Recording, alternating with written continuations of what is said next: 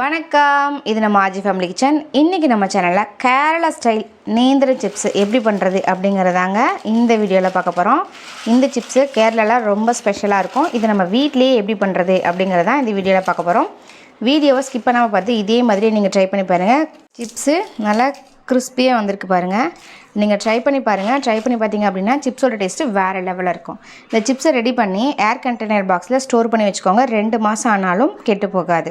இப்போ வாங்க இந்த சூப்பரான நேந்திர சிப்ஸ் எப்படி பண்ணுறது அப்படிங்கிறத வீடியோக்குள்ளே போய் பார்க்கலாம்.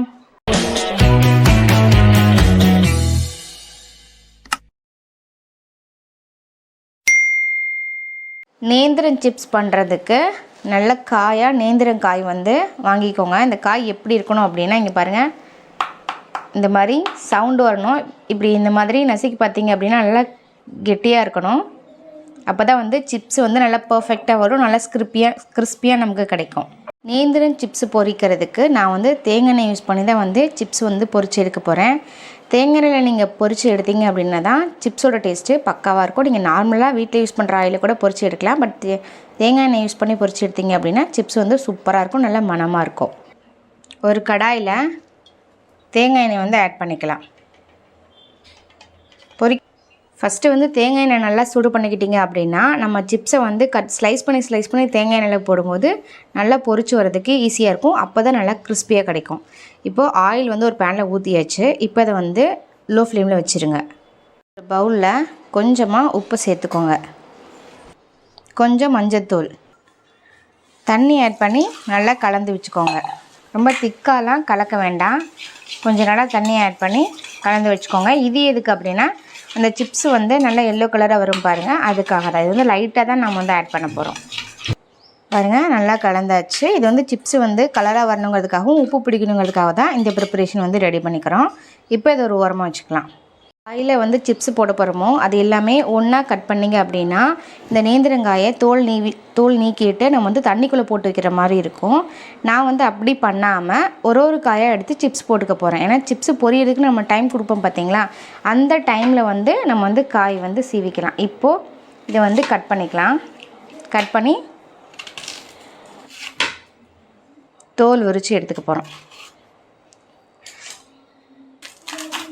இந்த காயோட தோலை இந்த மாதிரி உரித்து எடுத்துக்கலாம். பாருங்க, காய் இந்த மாதிரி இருக்கணும். நம்ம வீட்டில் சிப்ஸ் பண்ண போகிறோம் அப்படின்னா தோலே உரிக்க முடியல. அப்போ எந்த அளவு நல்லா கெட்டியாக இருக்குன்னு பாருங்கள். இந்த மாதிரி இருந்தால் தான் சிப்ஸு கண்டிப்பாக கிறிஸ்பியாக வரும். அப்படி இல்லை அப்படின்னா சிப்ஸ் நமக்கு கரெக்டாக வராது. இப்போது தோல் ஃபுல்லாகவே ரிமூவ் பண்ணியாச்சு. இதை ரொம்ப நேரம் வச்சுருந்தீங்க அப்படின்னா பழம் கருப்படிக்கிற மாதிரி ஆயிரும். நம்ம அரை பழத்தை ஃபஸ்ட்டு சீவிடுவோம். சீவினதுக்கப்புறம் பொரிச்சு எடுத்துகிட்டு அப்புறம் மீதி அரை பழத்தை சீவிக்கலாம். நான் வீட்டில் காய் சீவுறதுக்காக யூஸ் பண்ணுற இதுலேயே எனக்கு சிப்ஸு கட் பண்ணுறதுக்கும் பிளேட் கொடுத்துருக்காங்க. நான் இதில் தான் கட் பண்ண போகிறேன். அதாவது நல்லா க்ரிப்பாக பிடிச்சிக்கிட்டு இந்த மாதிரி ஃபஸ்ட்டு லைட்டாக ஸ்லைஸ் பண்ணிக்கோங்க. ஸ்ட்ரைட்டாக வச்சு ஸ்லைஸ் பண்ணிங்கன்னா உங்களுக்கு வந்துடும். நான் வீடியோக்காக லைட்டாக கிராஸாக வச்சுருக்கேன். பாருங்கள், நான் ஒரு அரை பழத்தை இந்த மாதிரி நல்லா ஸ்லைஸாக போட்டுக்கிட்டேன். எந்தளவு வந்திருக்குன்னு பாருங்கள். இந்த மாதிரி வந்துச்சு அப்படின்னா நல்லா கிறிஸ்பியாக நமக்கு சிப்ஸ் கிடைக்கும். எல்லாத்தையுமே போட்டிங்க அப்படின்னா பழம் கருப்படித்த மாதிரி ஆயிரும். இந்த மாதிரி அரை பழத்தை போட்டு அரை பழத்தை அப்படியே எடுத்து வச்சுட்டேன். இப்போ இதை பொரிச்சு எடுக்கிற டைமில் நம்ம இன்னொரு அரை பழத்தையும் சீவிக்கலாம். நல்லா சூடாயிருச்சு. இதில் நம்ம கட் பண்ணி வச்சுருந்த அந்த நேந்திரங்காயை ஒன்றா சேர்த்துக்கலாம். அதாவது கொஞ்சம் பிரித்து விட்டு சேர்த்துக்கோங்க. இந்த மாதிரி ஒட்டி சேர்த்துட்டிங்க அப்படின்னா அது ஒன்றோட ஒன்று ஒட்டிக்கும். ஸோ ஆயிலில் போடும்போது இப்படி லைட்டாக பிரித்து விட்டு சேர்த்துக்கோங்க. அதான் சிப்ஸ் ஒன்றோட ஒன்று ஒட்டாமல் நல்லா வெந்து வரும். நேந்திரங்காய் நம்ம சீவனம் எல்லாமே போட்டாச்சு. இப்போ உடனே என்ன பண்ணணும்னா கொஞ்சமாக அந்த மஞ்சள் உப்புலாம் கலந்து வச்சுருந்த தண்ணி ஒரு 2-3 ட்ராப் இதை ஆயிலில் சேர்த்துக்கோங்க. அப்போ தான் எல்லா சிப்ஸ்லேயுமே அந்த கலரும் அதுக்கப்புறம் அந்த உப்பும் படியும். பாருங்கள், சிப்ஸு சூப்பராகவே பொரிஞ்சு வருது.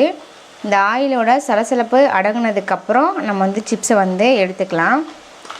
அதே மாதிரி நம்ம தேங்காய் எண்ணெயில் பொரிக்கும் போது சிப்ஸ் நல்லா ஹைஜீனிக்காகவும் நல்லா டேஸ்டியாகவும் குழந்தைங்கள்லாம் விரும்பி சாப்பிடுவாங்க. ஸோ நீங்கள் ட்ரை பண்ணி பாருங்கள். நம்ம கடையில் வாங்குற மாதிரியே சூப்பரான பர்ஃபெக்டான டேஸ்ட்டில் நமக்கு சிப்ஸ் கிடைக்கும்.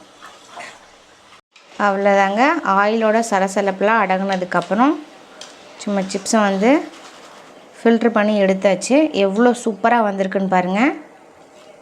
அவ்வளோதான். ஃபில்ட்ரு பண்ணதை இன்னொரு பிளேட்டுக்கு மாற்றிக்கலாம். இதே மாதிரியே நம்ம கொஞ்சம் கொஞ்சமாக சிப்ஸ் போட்டு பொரித்து எடுத்துக்கணும். அவ்வளோதாங்க, தேங்காய் எண்ணெயில் நேந்திரம் சிப்ஸு சூப்பராகவே பொரித்து எடுத்தாச்சு. சும்மா சூப்பராக வந்திருக்கு. அதுங்க எவ்வளோ சூப்பராக வந்திருக்குன்னு. ரெடி பண்ணால் இந்த நேந்திரம் சிப்ஸை ஒரு ஏர் கண்டெய்னர் பாக்ஸில் ஸ்டோர் பண்ணி வச்சுக்கிட்டிங்க அப்படின்னா 2 மாதம் ஆனாலும் கெட்டு போகாது. ஸோ ட்ரை பண்ணி பாருங்கள். ட்ரை பண்ணி பார்த்துட்டு டேஸ்ட் எப்படி இருந்துச்சு அப்படிங்கிறத மறக்காமல் கமெண்ட் செக்ஷனில் சொல்லுங்கள். இது போன்ற வீடியோக்களை தொடர்ந்து பார்ப்பதற்கு நம்ம ஆர்ஜி ஃபேமிலி சேனல் லைக் பண்ணுங்கள், ஷேர் பண்ணுங்கள், கமெண்ட் பண்ணுங்கள். மறக்காமல் சப்ஸ்கிரைப் பண்ணிக்கோங்க. தேங்க்யூ ஃபார் வாட்சிங்.